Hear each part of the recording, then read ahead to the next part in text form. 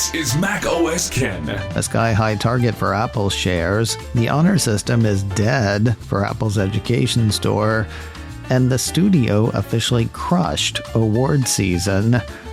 It is Monday, the 11th of May, 2026. I'm Ken Ray, and this is news from macOS Ken. Brought to you by yours truly and sponsored by NordLayer, a toggle-ready network security platform built for today's business. Get savings on top of savings with offer code macOSKen-10-NordLayer at nordlayer.com/macOSKen.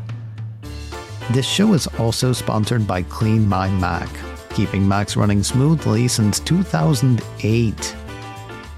You know that thing where companies coming over and you go into a mad dash cleaning frenzy? I'm not here to judge, we've all done it. Yet we all know it would be easier to stay on top of it. That's what Clean My Mac does for your Mac. Make sure your Mac's optimized for whatever you need, whenever you need it. Clean My Mac stays on top of the duplicate files, the installation remnants, basic maintenance tasks to keep your Mac running its best. That way when you've got work, when you're gaming, when inspiration visits, your Mac is ready because it stays ready. Clean My Mac works to keep your Mac working its best. Get tidy today. Try 7 days free and use my code macOSKen20 for 20% off at clnmy.com/macOSKen. Make macOS Ken all caps in both places. That way they know where you heard about it and you get the discount. Try 7 days free and use my code macOSKen20 for 20% off at clnmy.com/macOSKen. Again, macOS Ken is all caps, both places. Use code macOSKen20 for 20% off at clnmy.com/macOSKen. When Bernstein research analyst Mark Newman raised his price target on Apple shares to $350 last week, I started to say he matched what had been a street-high target from Wedbush analyst Daniel Ives. Turns out, though, that was only true for about 72 hours. Apple 3.0 ran part of a note from Ives on Friday, raising his price target and reestablishing his bullier-than-bull stance on the Cupertino company. Why? Because Apple is really seriously going to do something with AI this time. Same as it ever was. He and his estimate roughly 20% of the world's population will access AI through an Apple device over the coming years. Now, there was a rumor last week from Bloomberg that I caught by way of Mac Rumors. According to that, BlankOS 27 will let users pick Claude or Gemini instead of ChatGPT for Apple Intelligence. I thought about bringing that story here, but decided not to since it's only a rumor. But it is a rumor bought in total by Mr. Ives. With many users using Claude, said his note on Friday, an Apple customer can choose any AI providers that add support for Apple's new iOS 27. In our view, this will be a major step as LLM models further integrate into the Apple iOS and eventually hundreds of AI-driven apps. Ives and company believe Apple is the sleeping giant about to see a major inflection point in growth, according to the note, as Cupertino is set to finally unveil its AI strategy at WWDC in June.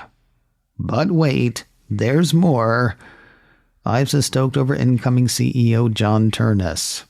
Quoting Ives' note again, while we can talk about supply chain, political navigation, and branding, it comes down to innovation, and this will define the future of Apple and Turnus. The complexity and opportunity is Apple being at the forefront of the consumer AI revolution and proving to investors this is a new era under Turnus. It all starts at WWDC, according to Ives, who is apparently getting a jump on it. He's got a buy rating on Apple shares. He used Friday's note to raise his price target on the shares from $350 to a make-your-ears-pop new street high of $400. From the That Seems Fast file, it was midweek last week that we heard talk of Apple turning to Intel to produce Apple Silicon in the U.S. By Friday, the Wall Street Journal was saying, that looks like kind of a done deal. Citing people of the nameless variety, the journal says Apple and Intel have reached a preliminary agreement for Intel to manufacture some of the chips that power Apple devices. I say it's from the Seems Fast file because while we only heard about it last week, talks have apparently been happening for over a year. In fact, the journal says the two companies reached a deal in recent months. Now, one can see how this could make sense. There are concerns about what would happen to Apple's processor supply if China rolled up on Taiwan, home of TSMC, Apple's main, if not sole supplier for Apple Silicon. At the same time, last week's rumor had Apple execs concerned about using anybody for Apple Silicon besides TSMC. Given Apple's reported misgivings, one might wonder how this deal came to pass. Well, rumor has it came by way of the people who brought you the Gulf of America and took away the ice block app. According to the journal, the Trump administration last summer struck a deal to convert nearly $9 billion in federal grants into Intel stock, giving the U.S. government a 10% stake in the chip maker. It played a key role in bringing Apple to the table. The journal goes on to say Commerce Secretary Howard Lutnick has met repeatedly over the past year with high-ranking Apple officials, including CEO Tim Cook, as well as SpaceX chief Elon Musk and NVIDIA chief executive Jensen Huang, to try to convince them to get into business with Intel. The party of small government when they feel like it. Representatives for Apple and Intel declined to comment for the journal report. A sort of sad day came to Apple late last week, though I will say it's surprising it didn't come sooner. Mac Rumors ran a piece Friday saying that buying Apple hardware with an education discount now requires proof that the discount is warranted. According to the report, starting last Friday, Apple began requiring customers in the U.S., Canada, and Chile to verify their status as a student or educator to get an educational discount. Apple is adopting the Unidays verification system that it uses in other countries with a new process to accommodate homeschool families. Unidays verification was also added in Australia, Hong Kong, and Turkey, according to the report. I saw somebody say last week that it was a shame that Apple was doing away with the honor system on the educational machines. Thing is, I have seen that same person say in the past that anybody who paid full price for a Mac was dopey because, here in the States at least, you could buy from the education store, no verification required. Speaking of that, the piece says students and educators in the 3 countries, and I guess the other ones as well. The quote is, students and educators in the 3 countries can use the Unidays app or website to verify their academic status with an email address from an educational institution, a student or staff photo ID, or another valid educational document. There's also something new in the mix. We heard last week that Apple had added a few Apple Watch models to its education offerings in Australia and parts of Asia. In lockstep with Apple's Unidays change, Mac Rumor says Apple has added Apple Watch Series 3, Apple Watch SE, and Apple Watch Ultra 3 to its education store in Canada, Chile, and the US. More news in a moment, but first a word from today's sponsor, NordLayer, a toggle-ready network security platform built for today's business. What does that mean, today's business? Well, think about what business used to be. You went to work where your work stuff was, then you went home where your work stuff was not. In today's hyper-connected world, business happens whenever and wherever.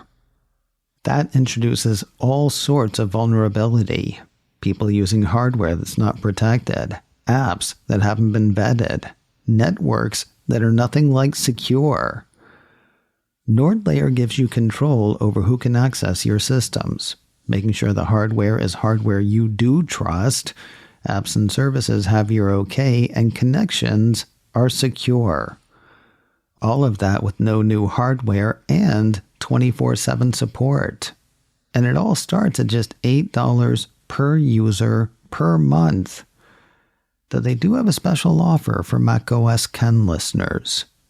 Get up to 22% off NordLayer yearly plans plus 10% on top with offer code macOSken-10-NordLayer at nordlayer.com/macOSken.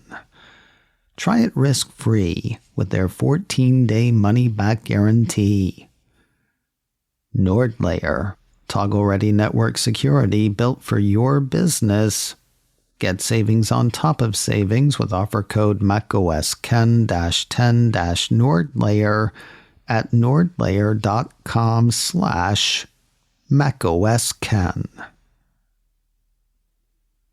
Well, this is interesting. A week ago when I checked availability for MacBook Neo, each capacity and every color showed deliveries between the 19th of May and the 27th, with in-store pickup orders keeping me waiting until the 27th of May. Checking last night, same thing. Each capacity and every color showed delivery between the 19th of May and the 27th, with in-store pickup available on the 27th of May. All of a sudden, that is a shorter wait. If you're in the market, though, it is still worth checking yourself. Lone Locust on Mastodon added me over the weekend saying the 512GB MacBook Neo and Indigo was showing same-day availability at every store in and around Phoenix, Arizona. Nature is healing. Or something.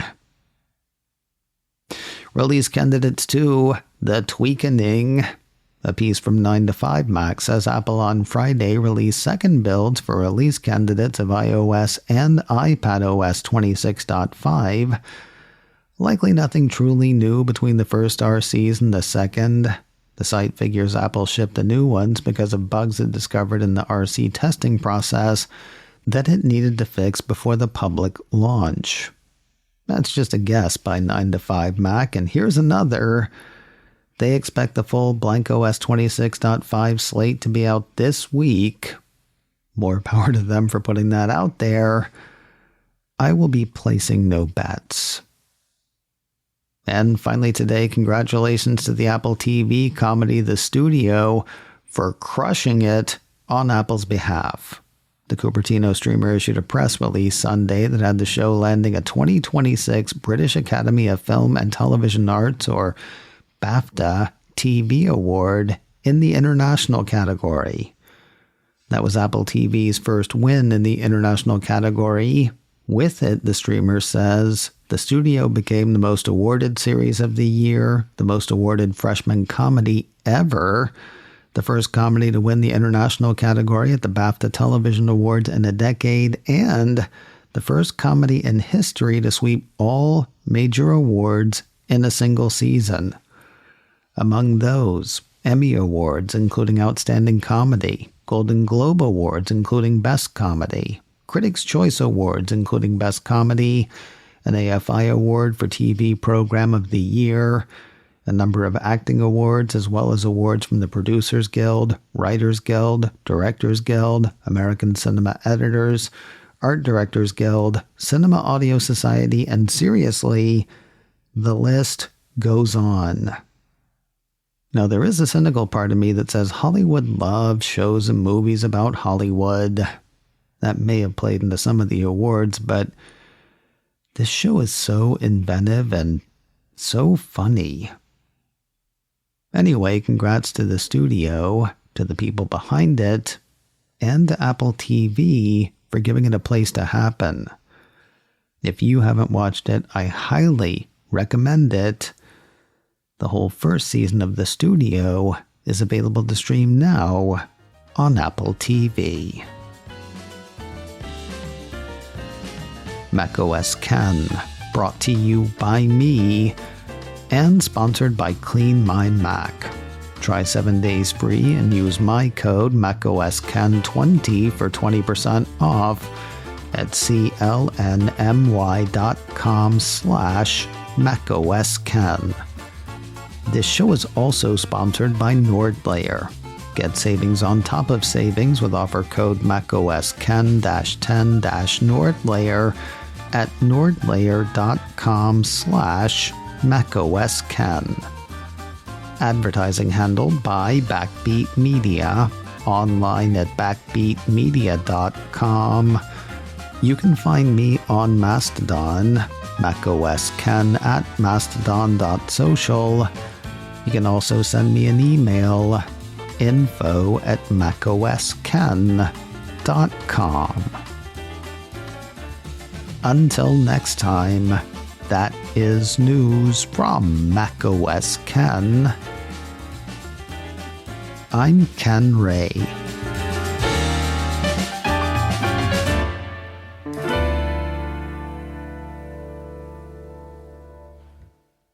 Ciao.